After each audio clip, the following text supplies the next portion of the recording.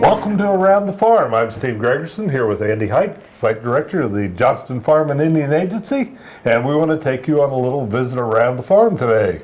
Well, actually, we're going to stay inside when we go around because it's a little cold to go around the farm. It is a bit brisk out there. The snow and ice might not be the best thing for a trip. I like what the weather people have been calling Snowvember.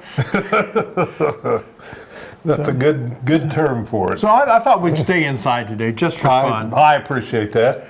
It'd be a little bit cold to be out. Yeah, it wouldn't be any fun. What we want to talk about today, last winter our big project, of course, was building your new canal room. That's right. We don't have that project this winter, but we do have a couple things going on that are going to happen because of that project. They're allowing us to do some things that I've kind of talked about and wanted to do for a long time, and now we've got the opportunity to do that. We're standing here in the Pickawillany room, and we're going to do some rearranging in here this winter. One of the things that we've discovered is we have the case in here that has the Bowser collection that sits in the middle of the room, and then we've got the case along the edge of the room that has the Pickawillany objects from the field school in there. And what's happened when we have a school group in here now, if we have the kids sit down, we're really crowded. Yes, it does get a little crowded. So we're going to reconfigure this room a little bit just to make it strictly Pickawillany. We talk about it being the Pickawillany room, and when we get done this winter, it really will be just Pickawillany. Behind us is a timeline of the Ohio Native American history beginning in 1641 through 1843, so it covers about a 200-year period. And we're going to remove this exhibit from this room. And what that's going to allow us to do then, we've got two more cases like the wooden case that the field school objects are exhibited in. And we're going to take the Bowser collection that's here in front of us and take it out of this upright case and put it in cases on this wall. And that's going to open up a whole lot of room for us. And then the panels and things that we've got that are also standing in that room, we're going to be able to relocate them over top of those showcases. So the wall behind us won't be a blank wall. Actually, it'll be pretty well filled up. And that's going to give us a lot more room here in the middle of the room, and gives us some more exhibit case too, in case we find something really nifty neat out there on the Pickawillany site that we can maybe exhibit. And then we'll be able to concentrate this room strictly on Pickawillany. And I think, for the visitors through the course of the summer, and also I think for especially for the school groups, this is going to be a lot more conducive to what we're doing. It'll give us a little more flexibility on being able to move around a little bit, be able to kind of direct people's attention a little more closely, because the students always want to look at the things that are in this Bowser collection, and they really don't get a chance to.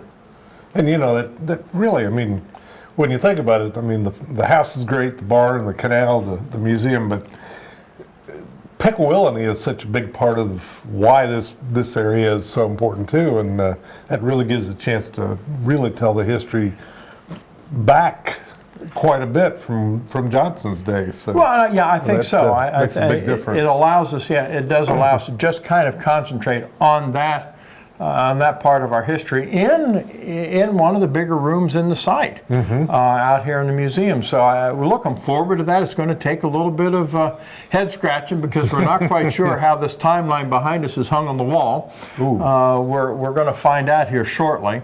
And this is one of the neat things about the partnership between the Friends Council as a managing partner and the Ohio History Connection, because the exhibit folks from Columbus are going to come out and help us make this change. So we're able to pull out some expertise from the people that actually installed this exhibit in the first place. We're going to be able to use their help to make the changes. And they had two more of the the wooden cases from the, if anybody remembers the museum up on 17th Avenue and High Street, right by the edge of campus at Ohio State, that's where these cases were originally used. And personally, I think having the Piccolini things in old cases kind of looks a little bit neater than having them in a fancy chrome case. Yeah, it gives a nicer museum feel to them and makes them a little more accessible, maybe, to be able to look at them and check them out and stuff. So I know that we're using something old, and everybody thinks you've got to have everything new and updated. But I think you're right. I think putting them back in the old cases is kind of neat, and it's kind of ironic too that when this collection was first exhibited out here, guess what it was in? The old cases. 2 of those old wooden cases. Yeah, nothing. But, when we redid the room, we needed the space. Right. And as we've worked with it through the school groups, we've discovered, we really need the floor space. And so it'll open this room up a little bit. I think it's going to be pretty beneficial. We'll be able to put these panels up that are in some ways sort of hidden a little bit on the wall, and that'll we can continue to tell the story with that change. So this is something we're looking forward to. I think people will notice that this fall, and then we're going to repurpose the case that the Bowser collection is in and use it for a document that's come to in our possession now. That's really pretty neat and really doesn't exhibit as well as it could where we've got it today. So you're going to see that. People will see that as they come in. That's going to be part of our winter project. Of course, then the other thing that's going to happen, people are going to say, well, okay, you're taking this timeline down. What are you doing with it? Mm-hmm. And so we'll also be sharing a little bit about what we're going to do with that. But this is all being able to be possible because of the fact we completed the room behind us last winter. It's allowed us to expand the museum without physically changing the footprint of the museum. That's good. And it's going to allow us to reach out to some people that have a lot of interest in our site, in the history of this place, that we haven't been able to in the past. So I guess, and it'll give people, well, there's something going on out there that's new, and bring people back out out next year. Exactly. We want to keep things, and in a museum setting, it's hard to do that. It is, and it's hard to make it new, so to speak. But I think this is a good shot at doing that, and kind of getting, like you said, to attract more attention and come back out and look again and check out what's here. So. Well, and too, speaking about new, we're going to digress into your canal room a little bit. Ooh. And I really hate to do this, but you're going to get something new next spring. I've been anticipating it. We're getting a gentleman is working on a large-scale lock and boat model. That will have some water in it. All right, I'll wear my poncho from now on. You'll be able to, and I think that's going to be good because it's going to be a good visual for students to see. Well, this is how a lock works. Yeah. So that will be here in the spring for us. So that'll be something new for the visitors, and we got a kind of a built-in place for it because in front of the catering area. We'll be able to sit that right there on the tile floor there, and it's been designed to fit into that space. Good. So that'll be. That's a tough one. You talk about locks for the kids, but that's one of those you just about have to do a hands-on to really get an appreciation for what was happening. And I think the kids will be able to really understand how you moved up and down on the canal. So. That's a good one. I mean, we talk about it, but it's just you can just kind of see that the glaze starts coming over. And you're right. That's something that a visual is the way to go on that. But of course, I'm doing it. We're doing this with great fear and trepidation. I wonder why. I don't know. I'm a bit concerned because we have a finite amount of time in the museum with the students, And, you know, we push that time anyway just because of the amount of stuff that we have, the questions that you get from the students. But I think this will be something that's going to be should be very popular. We could limit Diana's time a little bit, maybe tell her that, you know, Good luck with that. she's got 5 minutes and I get 25, but, you know, Well, of course, then when we switch the groups, yeah, that'd be tough, wouldn't it? that would be, you know, that would be a little difficult to do. That would be tough. And I'll have to learn to talk really fast next year, or next spring. That's part of the challenge. It gives you something to practice on this winter. That's true. Once we get the model and you can actually see it and figure out how we want to do that, Yeah. that will also help as well. But I'm looking forward to that. That'll be a good thing for the kids. So. Well, I neat. think it may be a good thing too for a lot of visitors to actually see, okay, this is how it works. You know, some people, yes, if they've gone through the locks on the Ohio River, or, you know, some people have gone through the locks up at the Sioux or someplace like that, you know, they understand it. But if you've not been through a lock, it's an interesting concept to think about. Yeah, it is. That'll be good though. That give the kids a real shot at looking at a lock and maybe get to mess with it or something. Come back out when there's, you know, There we not go. with a school group. So that's good. So, you know, we're going to try to change things up a little bit this winter. It gives us something to do, or, you know, another thing to do, because we'll obviously have some repair work on this wall when this exhibit comes out. That's true. We'll be having to dismantle an exhibit and create a new exhibit, but that'll be fun. It will. It's kind of neat to be able to get to touch the things that, you know, I guess that's something you don't get to do often, is actually pick up something that's a couple of 100 years old and check it out, so to speak. And some of these are pretty small, so it's going to be fun. But you know, I think it'll spread it out a little bit differently. Maybe obviously it'll have to be. We've got some things that will have to be grouped the way they're grouped now, but that'll be part of the challenge of the winter. So that'll give us something to work on. That's true. That's true. So That's when they neat. come back this spring, we see the Pickawillany room. The Pickawillany room will really be a Pickawillany room, and I think That's people neat. will enjoy that. So Yeah, that's going to be something good to look toward, and that's neat. all right. So we said we're going to move something. Now we haven't said where we're going to move it to. So, That's true. So if people kind of visualize this timeline behind us, and get a look at it, then we will we'll relocate ourselves into the point where the timeline is going to be relocated and talk about what we're going to do in that room. Sounds good to me. Ha ha! Just like the old days, back in my old canal Back room. in your old canal room. But it's kind of changed a little It bit here. just changed a little bit. This summer was really kind of nice because thanks to the library and their collections there, we were able to put a lot of Piqua history in this room. And you know, it was amazing how many people spent a lot of time in here. Yeah, I was surprised a couple of times I was out that you know, people came and looked and really did a lot of asked studying some on questions, things. and you know, so it was a good use of this room. But what we want to do now, you know, because we do have a fairly nice sized room that we can repurpose now. We want to take, if people think about that timeline exhibit that was over in the Pickawillany room, it will fit across this back wall. Okay. And so we're going to move that into this room, and then what we're going to do from there, because again that tells the story for about 200 years from 1640 to 1840. That brings us up to from the time of just native occupation in Ohio up to the removal period in the 1840s as some of the Ohio tribes were being relocated to the west. And that almost makes it seem like at that point the Native American stories in Ohio stops. Right.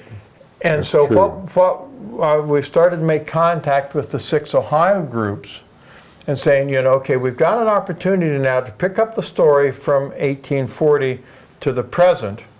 And with the exhibit cases that we have in here, this case and the other 3 that are in here, we're going to make those available to the Ohio groups, and each year in the spring, then they'll tell their story from the end of the timeline to the present. Good. And we're in discussion right now with the Miami Tribe of Oklahoma. They're going to be the first group that will tell their story, which makes sense because we think about this as being a Miami site. Right. And they're working on what they want to exhibit in here. The nice thing is these cases are all secure. They don't have to worry about, people, whatever they've got. And a lot of the things I'm sure are going to be very sensitive. Right. And, they'll be safe in here just like these objects were safe this year. And they'll be able to visually tell their story. And there'll also be some wall space available as well, because these two walls basically, this will be the corner, then bring it up to the present time. And I think that's an important part of the Native American story to tell that really isn't told very many places. We've got a little thing that talks about, one little panel that talks about the 1990 census, but I was looking at that this morning and realized that's 25 years ago now. Wow. So, like that. it's It does make a difference. yeah. So and it doesn't really tell a story. It's just a graphic, and we want to do more than that. I want people to realize that, okay, yes, you had this removal period, you had that experience, but not everybody left. And that doesn't mean that today there's no native population in Ohio. So, we're going to work through those groups, and we've got the commitment for this year from the Miami Tribe. Good. For next summer, 2016, the Shawnee have made a commitment that they want to, they'll pick up and do the same thing. Good. And we've been in discussion with the Wyandotte to do 2017. So, and then we'll continue that as we move forward. And let the people tell because who better to tell their story than the groups themselves? Now, the ladies that were here on the evening on the canal, that was from the Shawnee delegation. Shawnee, I couldn't remember, and they were real interested in everything. So that's neat.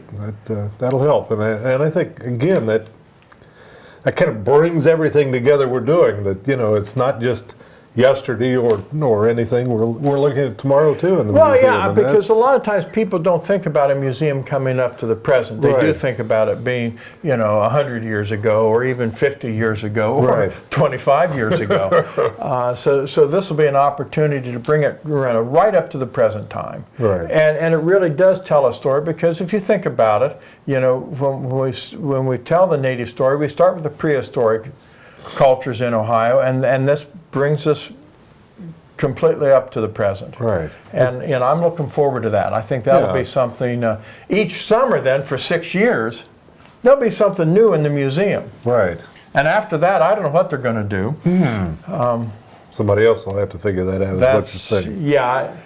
That'll be, and then somebody, and we may have some bright ideas between now and then too that we can start to build on that, or maybe we put together a compilation exhibit at the end of the 6 years that tells the story of all of the Ohio tribes from removal to the present. So, there's lots of opportunity there.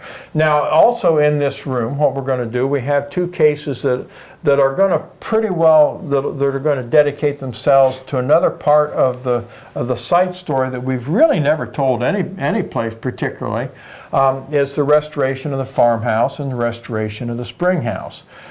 So we've got lots of pictures of that. Right. And so, we've got in those two cases, we're going to do that over the winter. So that's going to be something different. And also in there, we do have one of the original deeds of part of Johnston's property. It's not for this property that we're on now, but it's for land that was across Hardin Road, up on the upper level, which was part of his farm originally. We acquired that deed from a family here in town several years ago. Yeah. So what we're going to do with that is that case that we have the Bowser collection in now, we're going to relocate that and then be able to exhibit the deed better there. So just things are changing. And it's something, this is something, I've thought about for a long time, that this is a part of the story that really isn't told. And when we started discussions, when we knew that this was going to start to happen, when they actually started on the new canal room, I thought, all right, now here's our opportunity. And at first when I said, well, this timeline will fit back here, no, everybody said, no, it won't. But we've measured it about 6 times, and yes, it will fit. And timelines are very important, because one of the things that I find is tough with students is to get any concept of time. Yeah, that's And timelines help. right. It really puts things together. I mean, when you can see it and kind of start looking at dates and looking at the events, and that really helps make it flow a lot better than just throwing things out randomly, so to speak. Yeah. So this will be fun. I'm looking forward to this. Yeah, that's a neat opportunity. And I think the visitor will like it. We're working on some other things that we'll talk about more as we know they're going to happen. But this place is changing. It's not it's not a static place. We are trying to keep it as current as we possibly can, because we want people to come back. We want them to say, well, what are they doing next? Just like when you go up to the farmhouse, the ladies are always moving things in there, and invariably I'll take a group up, because I don't do tours up there all the time, and we'll take a group up and I'll look for something, and it's gone. They've moved it. It's not gone, it's just relocated. Or they've got furniture sitting in a different place than what we're used to. And that's good, because oh yeah, it keeps a different look to it, and makes it appear altogether different. So that's good too, that instead of looking at the same old arrangement all the time. So I think this gives people a little bit of a look at what we're working on. We'll probably show the progress a time or two as we go through the winter, because it'll take us a while to get all this accomplished. Hopefully we can get the timeline moved in one day, and if we do, then everything else will pretty well fall in place fairly quickly, as quickly as we can in Right. this time of year with other projects we have going on. So I hope people are interested. I hope this kind of piques their curiosity a little bit about what the next part of the story is going to be out here, and we'll just keep working on trying to keep things updated as much as we can. Of course, we'll be. We think now, the first part of November, we think, gosh, spring is a long ways away. I heard somebody say this morning on the news, what they say, spring was 120 days away or something like that. The countdown begins. It's kind of tough to think about with the weather we've had the last week or so. Boy, that's for sure. But that's what's happening this winter around the farm. Of course, now in December, first Saturday in December, we have our Christmas on the Farm event. We still, as of today, we still have a few spots left, and if anybody's interested, we'd love to have them enjoy themselves with some music and some good food and a little mystery to boot. I don't know what else you can ask for. Perfect evening or afternoon, either one. So hopefully it's not like this. But if anybody is interested or has questions, they can give us a call at 773-2522, and we can answer questions for them. And then as we move into January and February, we'll be looking at finishing this up and getting ready, and it won't be long before those first school groups get here in April. I've had calls now with groups that want to add to the spring schedule, and groups will say, well, when do I have to call? I said, well, we're booked a year in advance. And so we've moved some of the groups that have called the last couple of days into the fall next year, because Really? there was no place for them in the spring. So well, that's good. I mean, that we've got that much interest. That's great. But hate to have to put anybody off, so to speak. But they'll just learn to call earlier. we'll do what we can. So that gives folks a little bit of a look at what we're doing this summer. This winter. Wishful thinking. The museum will have a little bit different look by the time spring gets here, and that'll be something to look forward to, I believe. Oh, that'll be neat. Busy, but that's good. That's good. That'd be a lot of good things for the museum, the farm. we're looking forward to it. So I think we've pretty well gone around the farm today. I don't know what else we can. I can't think of anything offhand. Oh, one thing.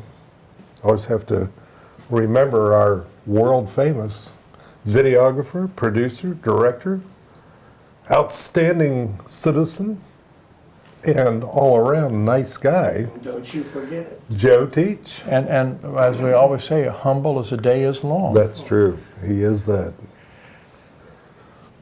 So I guess we'll see people in a month Sounds good to me. as we go around the farm again.